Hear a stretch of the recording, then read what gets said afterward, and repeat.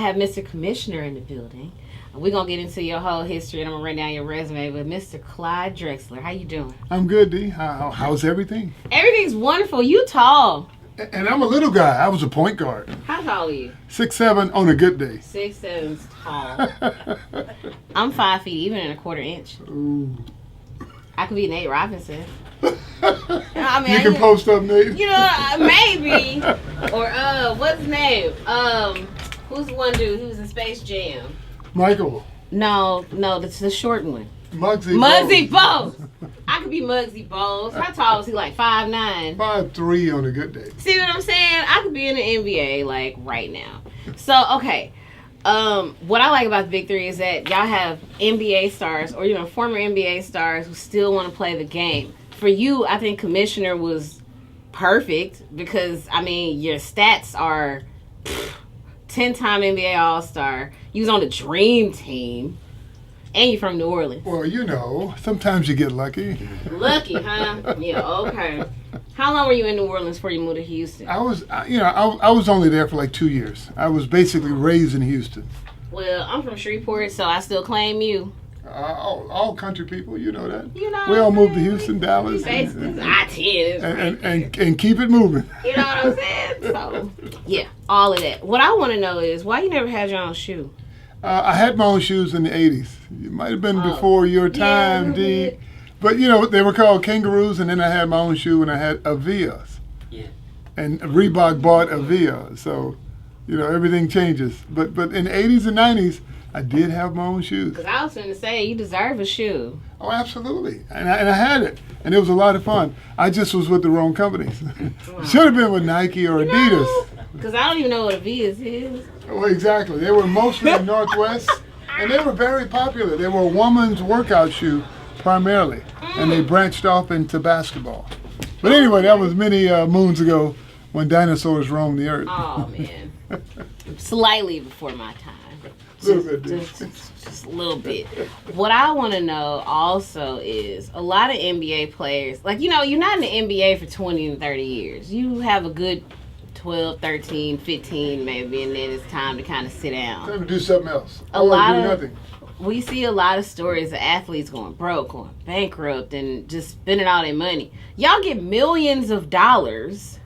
How do you keep it safe? Well, you just do the best you can. You got to watch your spending, like every other professional. You got lawyers and doctors who go bankrupt every day. The only difference is they don't hit the newspaper. Yeah. So you don't know about them. But, if you don't take care of your money, and it has no gender, it has no boundaries, that's for pretty much everyone, you're going to have a problem. So you got to stay within your budget, and don't worry about what other people do. Do what you do within your own budget. Were you like that? Absolutely. With all the stars in the NBA, some guys make a whole lot more money than others. You can't live like those guys. Yeah. You better stay within your budget. Man. Don't look next door. Man, is there a huge difference in how much the players get paid today than they did like in the 80s? It's a huge difference. I mean, so let me just give you an idea. My rookie contract, I made $160,000 for the whole year, and people looking at you like, man, you're rich now, you made it, and the tax rate was 50%, so you're taking home $80,000, right? So now the rookie, I think the minimum is like $1.5 million. And I was a first-round draft pick. So if you even make it in the league as a free agent, you're going to make like $1.5 million. So you talk about exponential. Now, the stars, the marquee players, who, we like to think we all were, are making anywhere from $40 million from their team, $30 to $40 million in their sneaker endorsements, and another 10 in AT&T or Capital One or whatever. Mm-hmm. So they're making $90 to $100 million a year, per year. We didn't make that for our whole career. So when you say the money is exponential, you added 2 commas basically. See, that's why Karl Malone own all them car lots right now in Utah. Exactly. That's why you was watching your money, $80,000. I mean, not that that's like chump change, but I know radio people who made more than that. And you on the court, you a star. Yeah, and they're looking at you like, man, you a baller. So you and you are, but you gotta watch living next door to Dennis.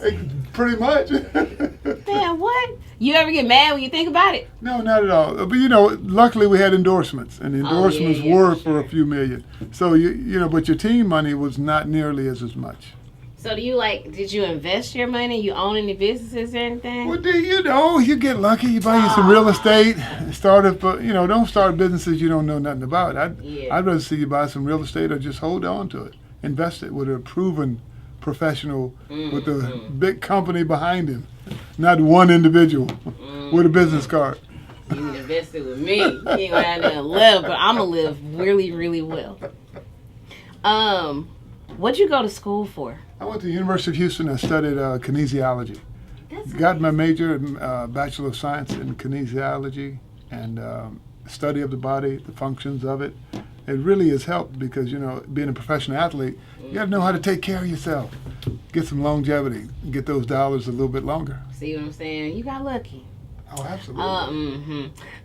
So the Big Three League, when you were approached to be the commissioner, was it an easy decision? Were you ready to come back and do basketball stuff? Well, Ice Cube is, a cultural icon. Absolutely. He started the league with his business partner, Jeff Quantnitz. And these guys are visionaries. Everything they touch is turned to gold. And so when they asked me to be a coach, I had dinner with them, and I wanted to hear a little bit more about what they had planned. And professional 3-on-3 basketball is something that hadn't been done. I thought it should have been done years ago. And so here it is, these guys are doing it, and they want you to be a part of it. That was an easy one. So we had such a great time the first year. Everywhere we went, people loved the game, they sold out. And now, the next year, it's gotten even better. I'm the commissioner now. We got more ex-NBA players and more coming on. We had 90 guys try out, ex-NBA players only, in our combine for only about 15 spots. So there's a lot of guys disappointed. But it sends a message that the Big Three is not old man basketball. Right. You still got to bring it. You got to bring your game because it's not your name, it's your game. These guys are trying to win. I wonder how you feel if you if Kenyon Martin didn't get picked. Like he's Kenyon Martin. Like I would have felt played. Like what you trying to sell, Kenyon? That's crazy. Yeah, but there were some guys. There were some big names. I don't want to embarrass anybody. You can. Who went to the combine and did not get picked. Yikes! Like I said, there were 90 guys fighting for 15 spots, and that's only going to grow year in and year out.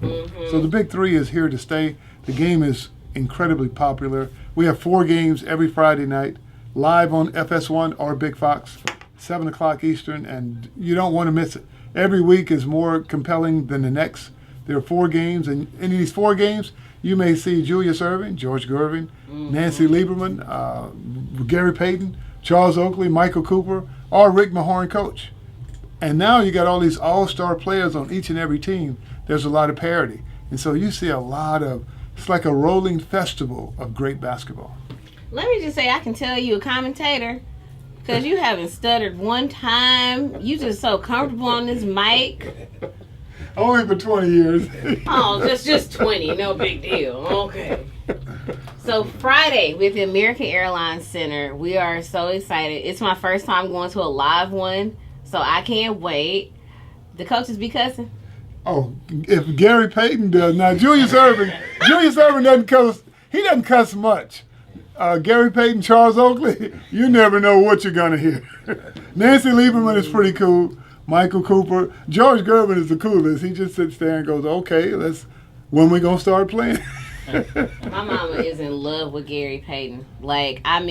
She will leave my daddy for Gary Payton. She don't watch basketball at all, but when it come to Gary, it was the way he chewed his gum. I don't know why, but she just, ooh, girl, the way he chewed that gum, girl. I'm going to tell Gary about that. He'll get a laugh. Listen, if I could get a picture with Gary Payton, my mama will faint. Come to the games, because that's one thing about the Big Three games. Our guys are interactive. The coaches have mics. They talk and interview and laugh during the games. The players will stop and take selfies in the heat of battle. They're dead serious and they're trying to win, believe me, but we're fan-friendly. This is so great. And I really think it's dope to have somebody like you as the commissioner with your stats and your position in the game. Like, I love basketball. It's my sport.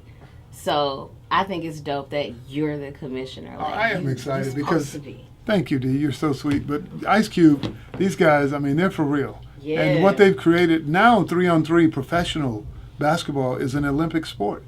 And who's best positioned to represent the USA in this position?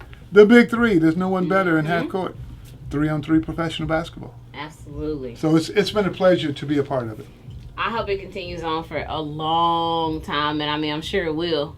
Absolutely. You got so we many got tons of money. players We got big. great sponsors. We got Fox as our TV partner. You say tons of money. Adidas. I mean, you can't do anything without capital. Mm-hmm. Capitalism without capital is just an ism.